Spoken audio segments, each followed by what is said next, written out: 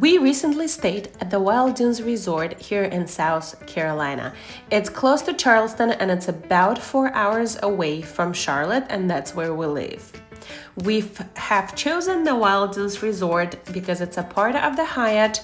It's their destination resort, and we are the Globalist with the Hyatt, so we wanted to see what benefits and perks we're gonna have here.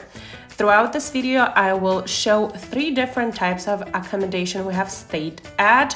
Don't ask me why, but we end up staying in the 3 different places. And I will start with our least favorite to our most favorite, so buckle up. I also will go over some of the Globalist benefits that we had.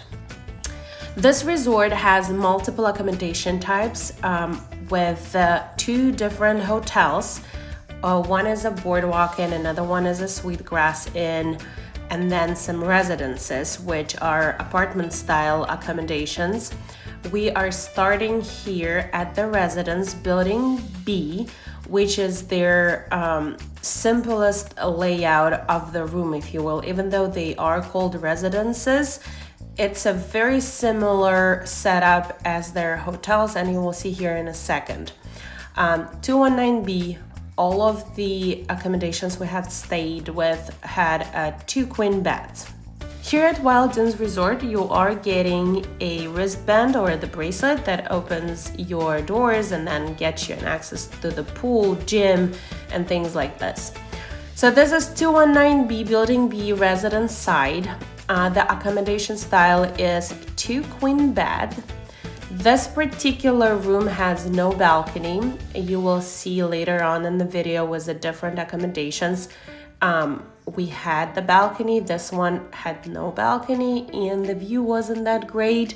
The residence side, we felt like it was much older type of accommodations, and it does smell, the smell of an older rooms. So that's what you get here. This side, for whatever reason, is pricier than the other 2, while the other 2 I feel like are a little bit better. Now let's hop on to the other side, which was a boardwalk inn, and the first and foremost, the elevators are huge. You can fit in the cart and a lot of people, which was very cool, but it's a very, very slow moving elevator. Here is the setup at the boardwalk inn. It's also a 2 queen size room with obviously bathroom and a little kitchenette area.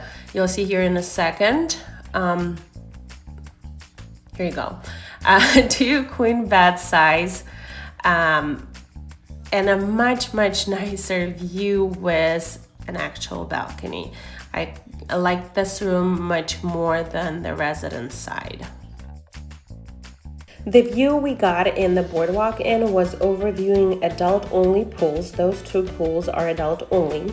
Now, if you're staying at the boardwalk inn, you have the closest access to the beach through that walkway, which is much more convenient if you're staying with the kid. The other sides are a little bit more further away.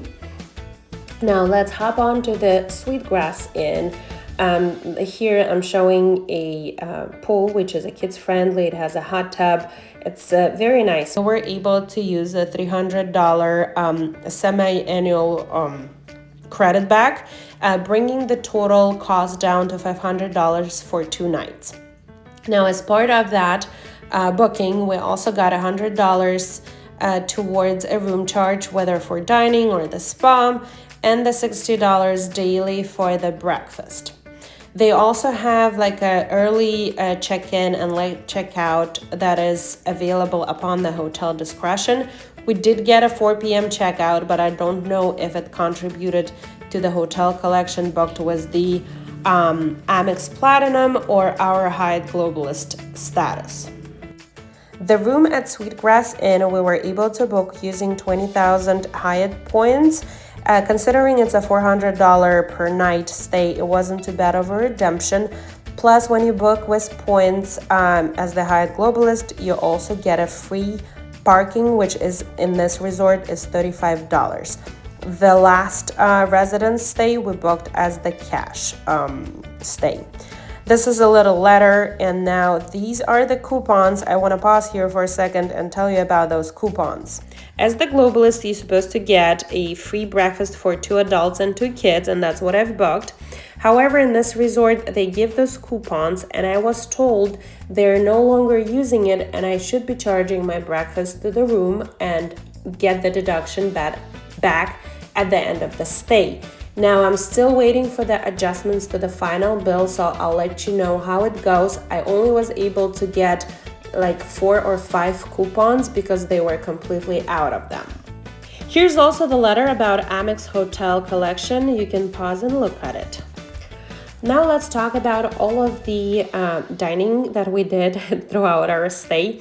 This is a coastal provision, and we did the dinner here for my birthday. I should say this, don't expect much from the dining here at the resort. While some of the places are good with the food, the service is subpar. It's really a long time to get seated, a really long time to get served. So this dinner was a celebratory dinner, so it's more on the high-end side. Everything that you see on this table ran us around $350, which I think is expensive. While it was good, I would rate the whole dinner maybe 7 out of 10. The first breakfast that we did was at Oyster Catcher. They do have a buffet style, $28 for an adult, $21 for the kids.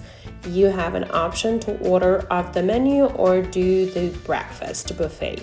Buffet is a regular kind of continental style, and this is all we got for the breakfast. We did 1 child buffet, 2 adult buffets, and then I ordered myself a salmon on the sourdough and 2 cereals for the younger kids.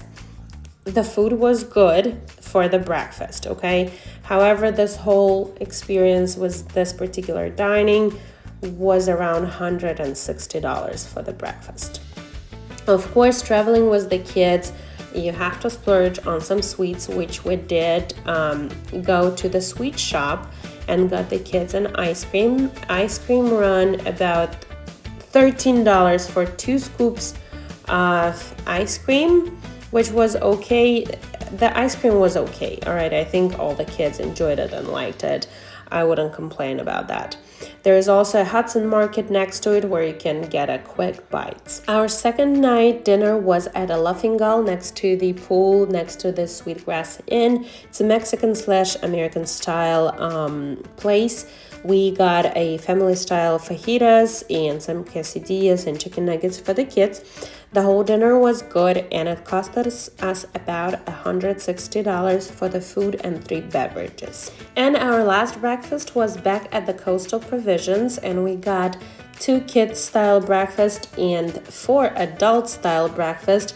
There was nothing special or spectacular about the breakfast. It's a regular breakfast that cost us $140. Lastly, those bottomless drinks for the kids at the beach, they run about $8 a piece. They're good as they can be. Now let's talk about everything that this resort has to offer, and this is our highlights of things that we did. Obviously the beach is really nice. It's a really clean beach. They do have chairs and the cabanas, the style that you see on the left. They are not free. Everything is bookable. You have to pay everything in this resort. To book 2 chairs with an umbrella, it costs about $34. I didn't even bother to ask how much the cabanas are. They're probably much more expensive. You do get daily towels, as many as you need. Just scan your bracelet and you're good to go. Now let's look at some of the pools. These are the closest pools to the beach. There's 2 pools, 1 on each side, and then the access to the beach. If the kids are getting tired of the sand, you can go back onto the resort and swim in the beach. There is a beach bar and a beach cafe where you can grab the snacks and the drinks, whatever you feel like. They also have little shops, so if you need to buy a sunscreen, goggles, or in our case, the surfboard, you certainly can. This is this other pool next to the Sweetgrass. This is more of a family-friendly place. Yes, the chairs are free. You grab as many or as little as you need. They do have a hot tub in here. So this is the adult section. It wasn't busy at all. It's a two pools on each side, and yes, if you want to spend your adult time here, you're welcome to do that. Obviously, with the kids, we had no time to do so, but it looked nice. It's much quieter than the other family style pool.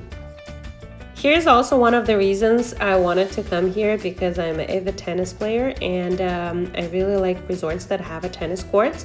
You do get 1 hour daily included with your resort fees if you're staying at the Wild Dunes. You can just call the tennis center reservation center and get your court time in.